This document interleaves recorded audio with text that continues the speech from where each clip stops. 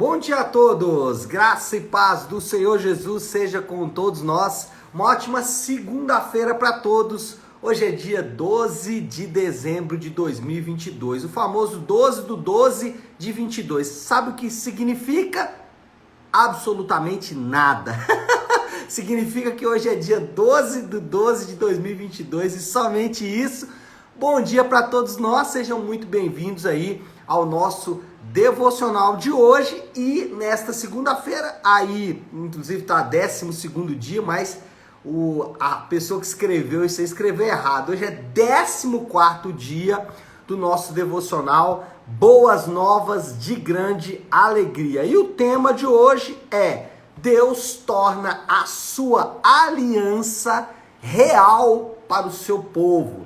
Que nós, ou que o povo de Deus tem uma aliança com Deus é fato, mas o que essa aliança significa de maneira bem objetiva? Então é isso que a gente vai ver hoje, mas deixe-me primeiro fazer o que a gente tem feito aqui, que é ler o devocional que o John Piper propõe. E aí já quero dar a dica para você, né? Se você quiser baixar o PDF aí desse devocional, ele tá na internet aí de forma gratuita. Porém, se você quiser baixar aqui no meu link do Instagram, você pode clicar lá que você tem acesso ao PDF. Aí é só você baixar e fazer bom uso. Hebreus capítulo 11, esse é bom, né? Capítulo 8 com 11, é o 11. Então, Hebreus capítulo 11, ó, de novo, misericórdia. Capítulo 8, versículo 6. Hebreus capítulo 8, versículo 6. Diz assim: agora, com efeito, obteve Jesus ministério tanto mais excelente, quanto é ele também mediador de superior aliança, instituída com base em superiores promessas. Cristo é o mediador de uma nova aliança, de acordo com Hebreus 8:6. O que isso significa? Isso significa que o seu sangue, o sangue da aliança, comprou final e decisivamente o cumprimento das promessas de Deus para nós. Isso significa que, de acordo com as promessas da nova aliança, Deus opera a nossa transformação interior pelo Espírito de Cristo. E isso significa que Deus opera toda a sua transformação em nós por meio da fé. A fé em tudo que Deus é por nós em Cristo. A nova aliança é comprada pelo sangue de Cristo, aplicada pelo Espírito de Cristo e apropriada pela fé em Cristo. O melhor lugar para ver Cristo agindo como mediador da nova aliança está em Hebreus 13, 20 e 21, que diz: ora, o Deus da paz, que tornou a trazer dentre os mortos a Jesus, o nosso Senhor, o grande pastor das ovelhas, pelo sangue da eterna aliança, vos aperfeiçoe em todo bem, para cumprirdes a sua vontade, operando em vós o que é agradável diante dele, por meio de Jesus Cristo, a quem seja a glória para todos sempre. Amém. As palavras operando em vós o que é agradável diante dele, descreve o que ocorre quando Deus escreve a lei em nossos corações de acordo com a nova aliança. E as palavras por Jesus Cristo descreve Jesus como mediador dessa gloriosa obra de graça soberana. Portanto, o significado do Natal não é apenas que Deus substitui as sombras pela realidade, mas também que ele toma a realidade e a torna real para o seu povo. Deus a escreve em nossos corações. Ele não coloca o seu presente de Natal de salvação e transformação debaixo da árvore, por assim dizer, para você pegá-lo à sua própria força. Ele o pega e coloca em seu coração e em sua mente e lhe dá o selo da segurança de que você é um filho de Deus. Bom, esse devocional do Piper, mais uma vez, né, riquíssimo como todos os devocionais que nós temos visto dele, mas eu quero destacar algumas coisas aqui. Vou só fechar isso aqui. Isso. Quero destacar algumas coisas aqui quando ele diz, por exemplo, que Cristo é o mediador de uma nova aliança. Aliás, ele diz não. O texto de Hebreus, capítulo 8, versículo 6, diz que Jesus, ele é o mediador de uma nova aliança, que o autor de Hebreus chama de aliança superior. Agora, o que isso significa? De acordo com o que nós lemos depois em Hebreus 13, isso significa 3 coisas que acontecem de forma progressiva. Ou seja, uma coisa, depois a outra e outra a seguir. Ou, na verdade, essa terceira é a maneira como essas 2 outras vão acontecer. Vou explicar. De acordo com Hebreus 13, Cristo é o mediador de uma nova aliança. Isso significa que, com o sangue dele, ele comprou o cumprimento das promessas de Deus para nós.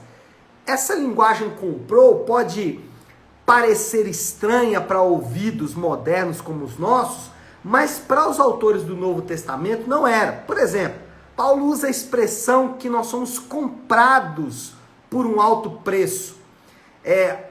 A terminologia redenção está ligada ao resgate, à compra de um escravo. Então, essa linguagem de compra ela é muito comum para os autores do Novo Testamento. Agora, o que eu quero destacar não é isso, é que Deus fez diversas promessas essas que foram compradas pelo sangue da nova aliança.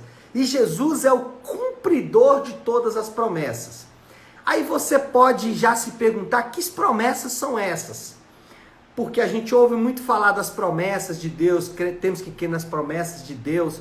E aqui vale a pena diferenciar que existem 2 tipos de promessas. Existem as promessas subjetivas, que estão ligadas a coisas que podem nos ser dadas através de uma palavra profética, e eu creio nisso, mas isso é subjetivo, isso não tem como eu aferir. Então a gente tem que ter muito cuidado com isso, a gente tem que se resguardar bastante em relação a essas promessas subjetivas. Mas o melhor tipo de promessa são as promessas objetivas, ou seja, são aquelas promessas que estão registradas na palavra de Deus e promessas essas que eu posso conferir. Por exemplo, quais são as promessas que estão na palavra de Deus? Promessas de vida eterna. Essas promessas estão aqui, eu posso aferir, eu posso vir aqui e conferir. Elas estão descritas aqui. Então, as promessas de vida eterna, nós podemos confiar nelas. São promessas para o futuro. Mas a Bíblia também fala de promessas de salvação. Por exemplo, a Bíblia fala que em Jesus somos justificados, adotados, regenerados, redimidos. Isso são o que Paulo chamou lá em Efésios capítulo 1 de as bênçãos espirituais das regiões celestiais. São essas bênçãos de salvação, são essas promessas de salvação. Estão descritas lá no capítulo 1 de Efésios, o próprio apóstolo as descreve. Essas promessas de salvação são promessas do passado. São coisas que Deus fez em algum momento da nossa vida no passado. Passado e futuro. Mas e presente? Existem promessas para o presente? Existem. Existem promessas de Deus para a nossa vida presente. São promessas de cuidado.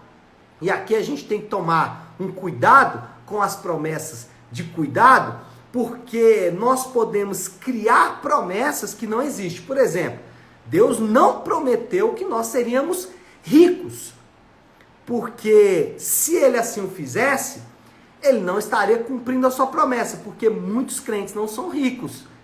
Na verdade, alguns são até muito pobres, mas Ele disse que não faltaria o pão, e isso nós podemos testemunhar. Outra coisa, Ele não disse que os crentes teriam saúde plena, porque se Ele tivesse prometido que os crentes teriam saúde plena, homens e mulheres de Deus que sofrem problemas de saúde, às vezes depois de servir a Deus, muitos anos estão sofrendo problemas de saúde, não viveriam as promessas de Deus. Agora, o que Ele promete é que Ele poderia nos curar.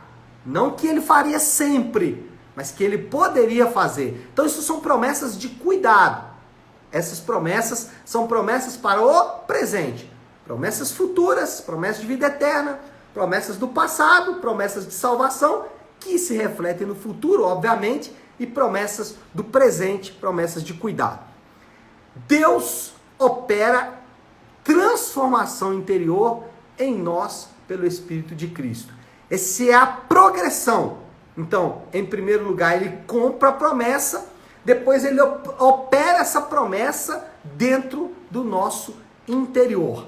A principal obra do Espírito Santo na vida do crente é a transformação que redunda no que a Bíblia chama de fruto do Espírito.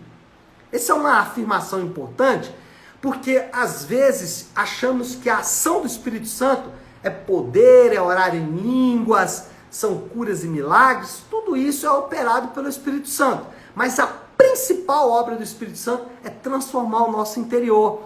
É literalmente, para usar uma expressão do apóstolo Paulo, quem roubava não roube mais, quem mentia não minta mais. Efésios, Paulo vai falar sobre isso. Quando nós falamos sobre essa transformação, a Bíblia vai chamar em muitos lugares essa transformação de fruto do Espírito. E aqui é importante dizer que o texto de Gálatas não é o único texto que fala sobre esse fruto do Espírito. Praticamente todos os autores do Novo Testamento, eles vão citar resultados da ação do Espírito Santo em nós. Alguns vão chamar de fruto, Paulo gosta de chamar de fruto do Espírito. Pedro também faz uma referência a isso. João não usa a terminologia fruto do Espírito, ele vai usar outra terminologia, mas o ponto é dizer que existem resultados dessa transformação do Espírito Santo em nós. Sobre esse fruto do Espírito, que nós conhecemos muito pelo texto de Gálatas 5:22, nós precisamos falar duas coisas. Primeiro, eles são um ponto de aferição e não um ponto de chegada. Como assim, pastor? Não é uma coisa que eu tenho que alcançar depois de muito esforço.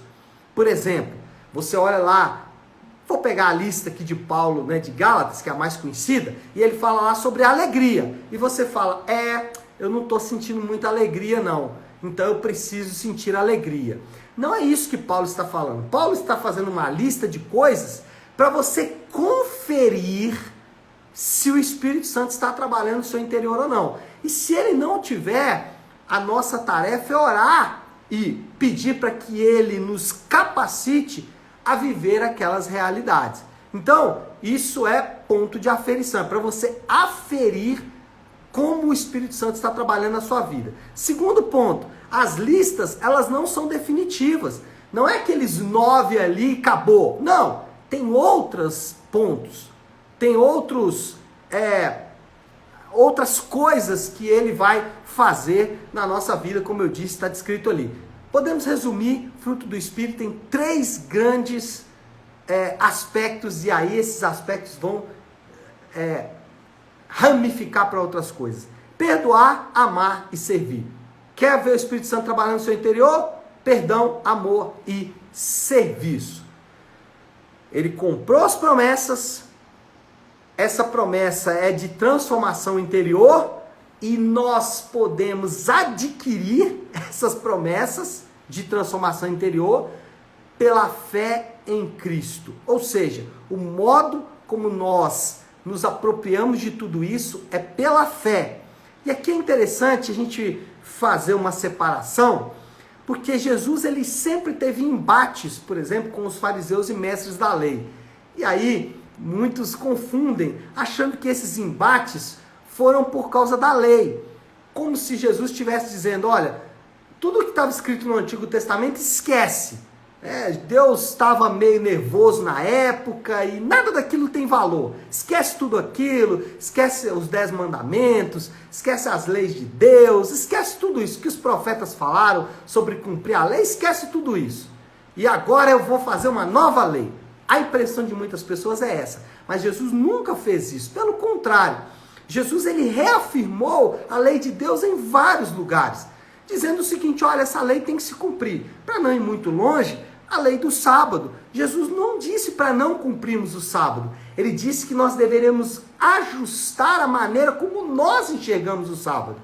Porque Deus estabelece um dia para o seu povo, não para esse povo ficar tentando se apropriar da salvação por causa do dia, que era o que os fariseus faziam. Os fariseus falavam, só é salvo quem cumpre o sábado.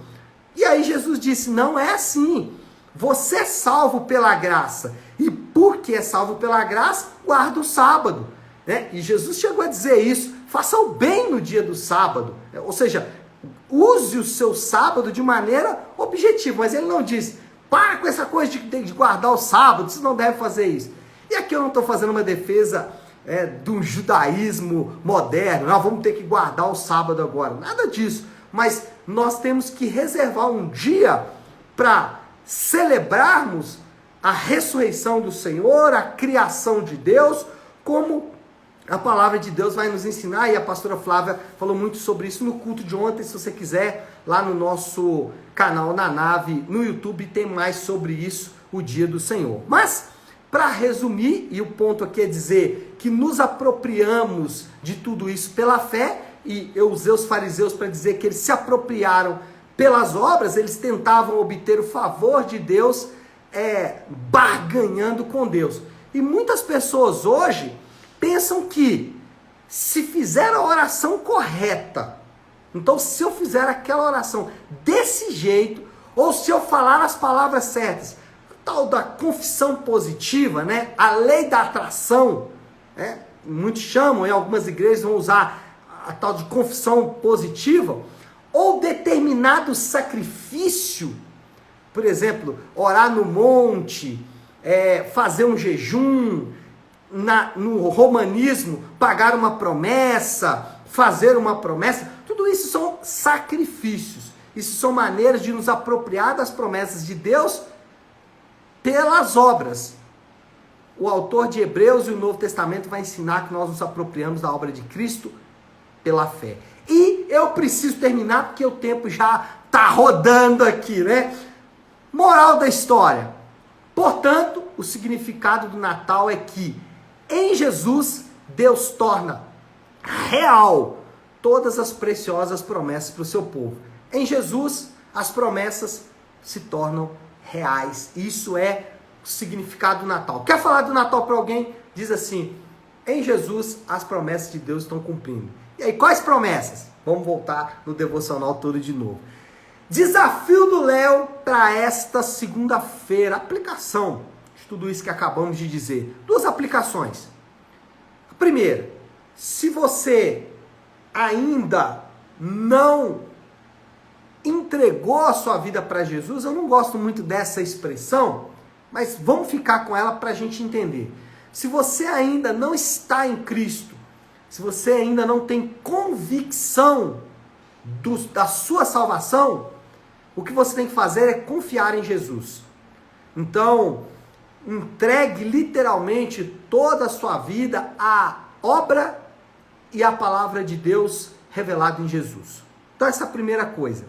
Procure uma igreja bíblica próxima da sua casa e se aprimore, cresça um pouco mais nesses assuntos que falamos. Segunda aplicação, se você já está em Cristo, o que você deve fazer é meditar nas doces promessas de Deus.